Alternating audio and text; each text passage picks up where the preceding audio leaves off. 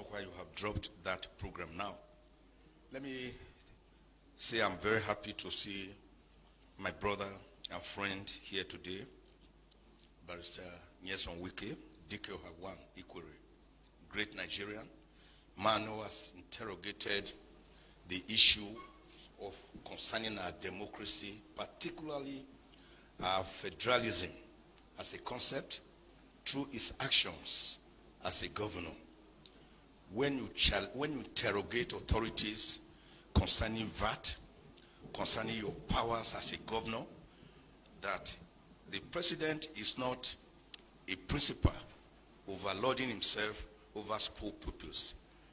Mr. Governor, sir, you have done well for Nigeria. May God bless you.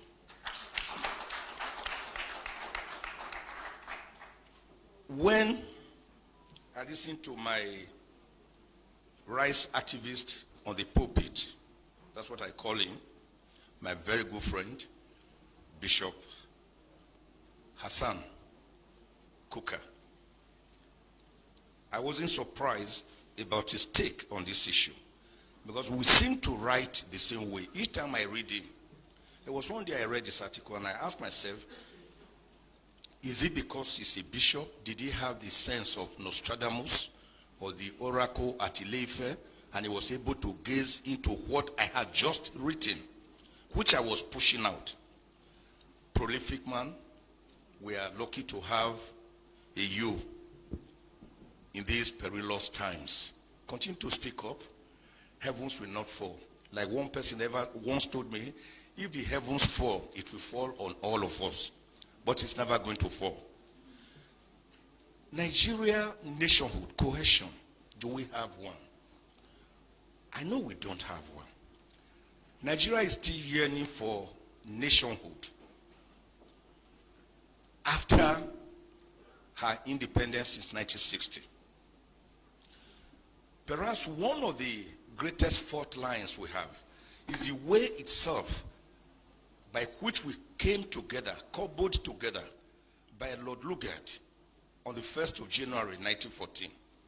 Perhaps one of the most or the strongest fault lines is the way we were even named when we were formerly called Royal Niger Company Protectorates. And one young lady felt that name was too long. And she wrote an article in the London Economic Times on the 8th of January 1897. I said we should call that country, that area around the Niger area, which was how we came by the name Nigeria. We didn't really agree that we were going to be one country. The Berlin West African Conference of about 1844 to 1845 merely partitioned West Africa amongst the Portuguese, the Germans, the English people, and all that. So it was not as if we agreed to come together as one nation, which is why everyone is still suspicious of the other one. We already had the Hausa city-states, the Igbo city-states, the Karian Bonu Empire.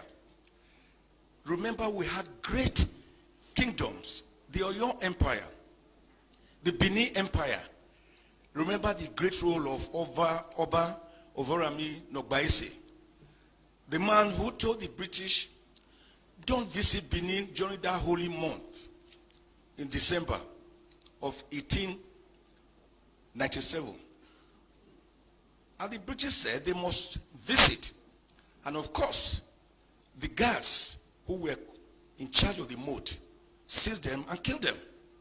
That was what led to the infamous Benin punitive expedition of 1898, February, led by a British who led 1,200 troops. Didn't we know about people like great kings like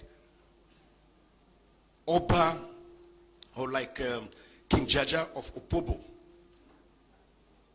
They were already there. Moremi, Queen Idia.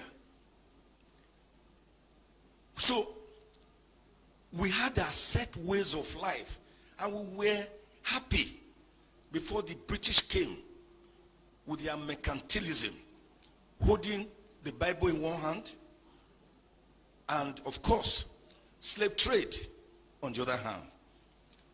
a trade that was to ravage us for over 500 years before people like William Wilberforce, Thomas Clarkson, even our own Olaudah Equiano stepped in. And before the great American, Abraham Lincoln, on the 19th of November, 1863, abolished slave trade, for which, of course, he was promptly executed in 1865. So the problems have been there. That is why no Nigerian believes I am a Nigerian. If you ask me, I will say I'm from Ijukwe, a small village near Agenibode, in Esako, East Local Government Area of Edo State. Because unlike what President Kennedy once told the Americans, think not of what your country can do for you, but what you can do for your country. Nigerians ask themselves, what has Nigeria done for us that we are in turn expected to do much for her? That is why go around Abuja or Lagos or any city in Nigeria on Sundays and you see the various town unions, because the people believe more in their town unions, in their village enclaves, than that contraction called Nigeria, which is practicing unitarism rather than federalism. And my bishop brother narrated the history very well. The American Revolution, the independence of 1776, and of course, the Philadelphia Convention between May and September 1787, where they decided to have a more perfect union with 50 confederates coming together. They were already confederates, but they needed to have a more perfect union. It was that convention, at that convention, that they agreed on certain irreducible minimums of government: federalism, presidentialism, the doctrine of separation of powers, which had earlier in 1748 been popularized by the great French philosopher Baron de Montesquieu. It was at that conference or convention they agreed on the doctrine of judicial review. It was at that conference that Washington himself was thrown up, who became the first president of America. It was at that conference you had the great federalists like Alexander Hamilton, John James, Thomas Jefferson, James Madison, great Americans that wrote the American Constitution, which today has just about 27 amendments and about 7,891 words, unlike our Constitution, which is as big as a briefcase and is unworkable because it is not the people's constitution. Now, what happened at that conference is that the people decided to come together to believe in a document, in a constitution, which was people-driven. After the 50 states came together, 36 states, and then subjected it to a referendum. So I've always asked the question, why is Nigeria, why are we afraid of that word referendum when we hear of a referendum, plebiscite? Didn't we do it here at least in 1963 on the 10th of August when the Midwest region was separated from the Western region to become the 4th region in Nigeria? So referendum is not something we should be afraid of. The process by which a constitution comes into being is even more important than the contents of that constitution, which is why Nigeria derived the present constitution of 1999, that is actually decree number 24 of 1999. So the American Constitution was people-driven, unlike the Nigerian Constitution that was a militarily imposed constitution. It can never enjoy the legitimacy, the credibility, the believability, and the autonomy of the people, because it is not autonomous. It is not people-driven. So Egypt did it. They had their own constitution. Iraq, Iran, after a referendum, Kenya, South Africa, Morocco, Tunisia, Eritrea. Why can't we have our own constitution? It is not that it will solve all the problems, but it will be the beginning of the solution to the problems, so that mutual respect will come in.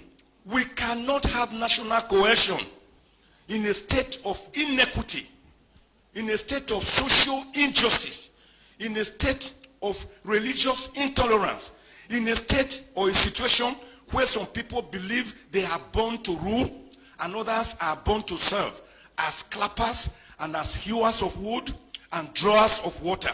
Let me end, sir. Since you are warning me, the way late MKO Abiola put it, I always like to mimic him. Great Nigerian who won the presidency but was murdered and he never reigned for one day. He said, you cannot begin to talk about peace.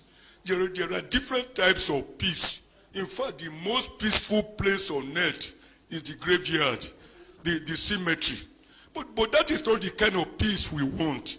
The kind of peace we are talking about is peace that is imbued with social justice, egalitarianism, mutual respect, religious tolerance, ethnic tolerance. That is the kind of peace we are talking about. God bless Nigeria. Thank you. Thank you very much, distinguished son.